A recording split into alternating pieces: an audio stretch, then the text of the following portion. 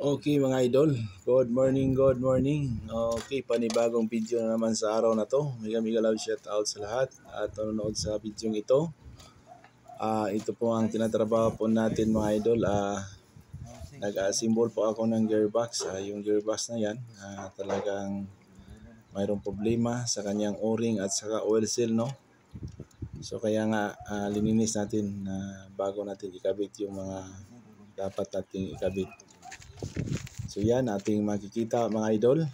Panoorin nyo lang sa mga gustong mga matuto at makakuha ng basic dito. Yan. Subaybayan nyo lang ang video natin from mechanic chart hanggang ngayon idol chart pa rin. So mega love shout out sa lahat ng mga kaibigan natin, sa ating mga ka-followers dyan, sa ating mga ka-subscriber. Ay shout out sa lahat mga tumatangkilik sa mga video ni Idol Chart. Okay, kung yung makikita, kinabit na natin yung oil seal. Yung oil seal talaga nandyan sa parang nasa ilalim. Kaya i-plaster natin yan bago natin isalpak yung laman ng gearbox. So, hindi man natin mapangalanan ng gusto mga idol yung mga part doon, pero makita nyo yung para sa mga hindi pa nakakilala at hindi pa alam, yan po ang gearbox, no? Gearbox po yan. So wala po tayong specification dyan kung anong sasakyan, basta gearbox yan. At dyan, yan naman ang takip pang ibabaw sa pang taas. Dyan naman ilagay ang oil seal. Kaya nga yung gearbox mahirap talaga pag magpalit po kayo ng oil seal. Kailangan baklasin po at i-disassembling mo ang buong gearbox para makikita lahat yung mga o-ring at saka oil seal. Yan, kinabit na natin ang oil seal mga idol. Kinabit na natin, no? Yan. Okay.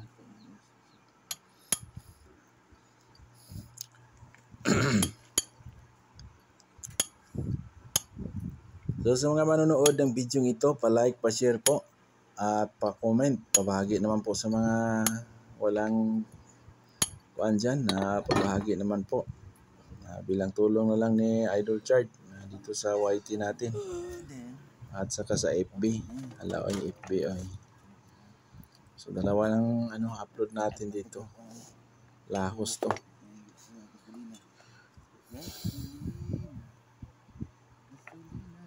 Ayan na nga, ayun na. Okay. Medyo hindi natin pinapaspas pong ang pagtrabaho. Talagang dahan-dahan lang. Yan.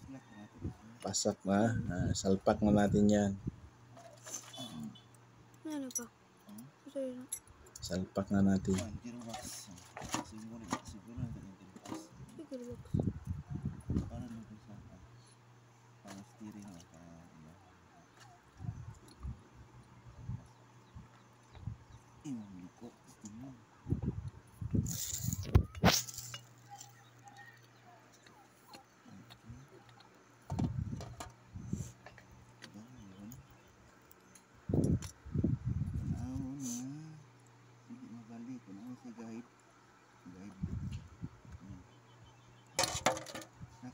So tingnan talaga yung daanan ng itiip. Mayroon yan butas, kailangan magkatugma sila. Pag hindi yan magkatugma, talagang i-stack ball yan. Hindi yan gagana. Parang matigas pa sa mechanical na gearbox. Pag power steering talaga, kailangan talaga na insakto yung pag-assemble natin dyan. Okay. Kabit na natin yan. Lock natin.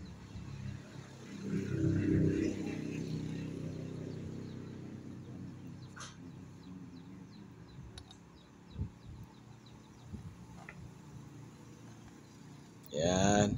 Okay mga idol, nakita natin. Parang may thread yan. So tuloy po tayo dito. Okay.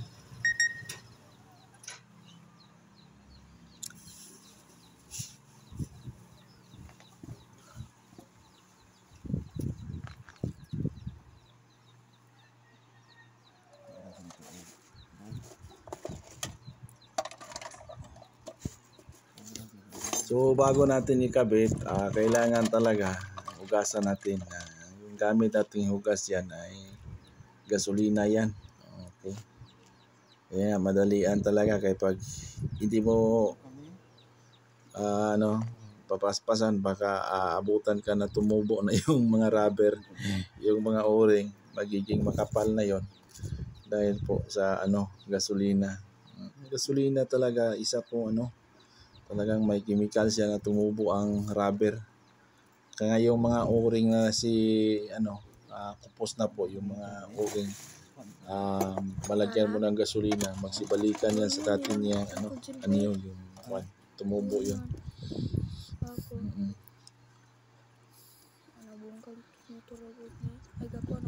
Okay, hinigpitan na natin mga idol.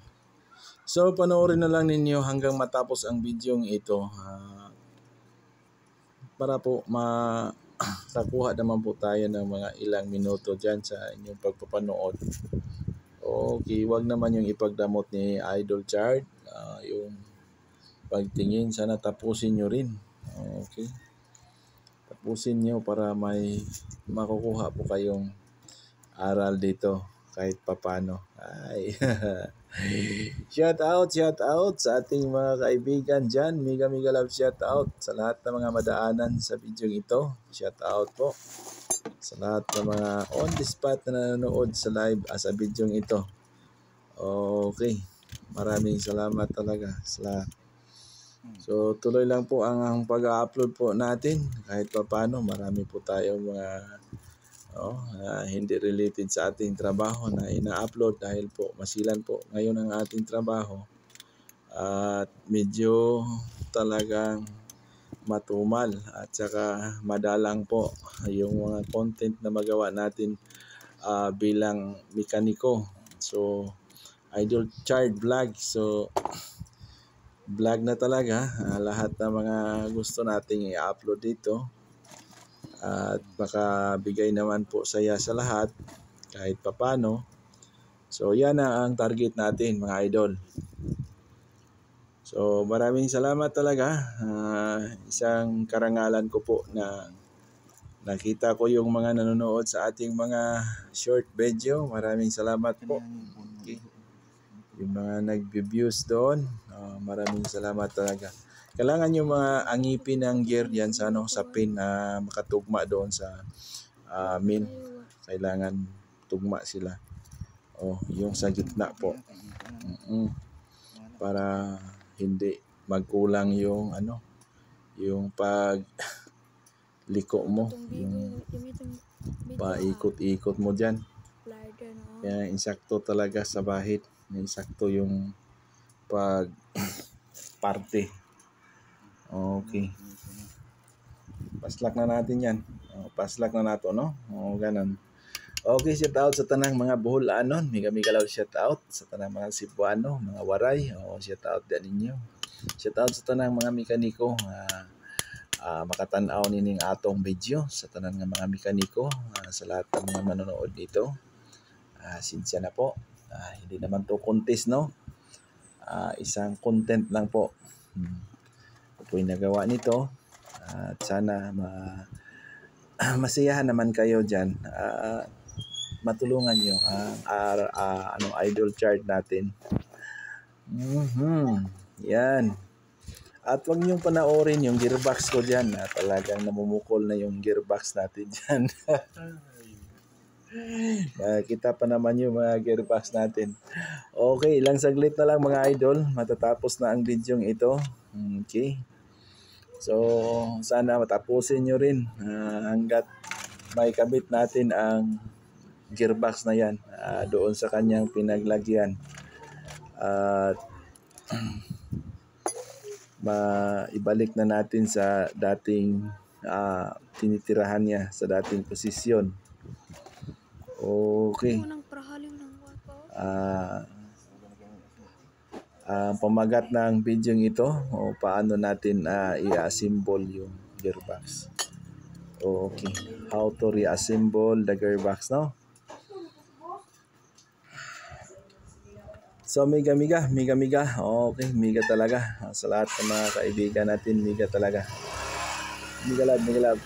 Okay, migalab sa lahat. At magandang gabi, magandang umaga, magandang araw, magandang buhay para sa lahat. Turang bago. Turang bago. Ano bago? Handaan ni. Ang unang ni. Ang bago. Asar mo to. Nandito ko na ba?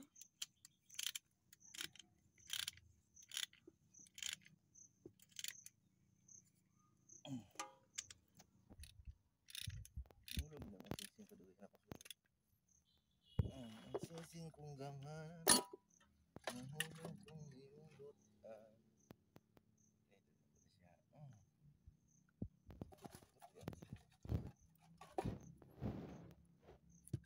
So guys. Labit na.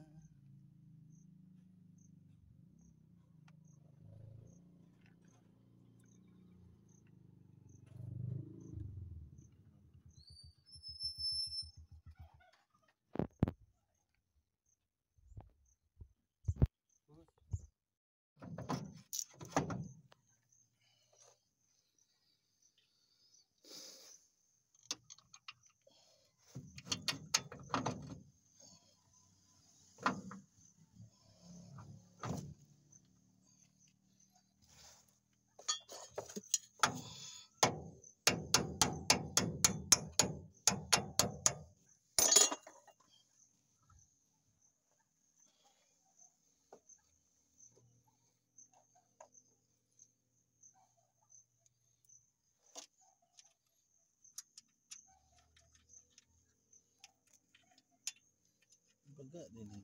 Tupo ma. Okay na basta nanay na ako. Ito ang huli ko dito, makitaan ko nga ako gaayo.